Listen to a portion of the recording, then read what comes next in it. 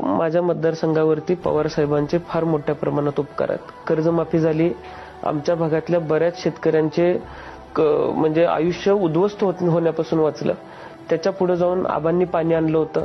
आता फलोत्पादनावरती काहीतरी प्रक्रिया झाली पाहिजे, यासाठी स्टोरेजच्या माध्यमातून जी अनुदान कृषी मंत्री असताना साहेबांनी दिलं. आज 40 कोल्ड स्टोरेज माझ्या भागात आहेत. 1000 कोटीपेक्षा जास्तचा बेदाण्याची उलाढाल आज रोजी 2000 कोटीपेक्षा जास्त माझ्या मतदारसंघात होते. आता अशा पद्धतीचे उपकार पूर्वी आबा प्रचाराच्या निमित्तानं बाहेर असायचे. एक दिवस पवारसाहेब येऊन थांबायचे तासगावमध्ये. एक तासगावची सभा पवारसाहेब असताना 2004 साली थोडीशी अयशस्वी ठरली. आबा विदर्भात होते. पवार साहेबांनी 2 दिवस आधी आबांना फोन केला की आर थोडासा अडचणीत वाटतोयस, तू ये. हेलिकॉप्टरनं आबांना 2 दिवस आधी पाठवलं. 2 दिवसात आबांनी त्या निवडणुकीचं चित्र बदलून टाकलं आणि आबा निवडून आले. तर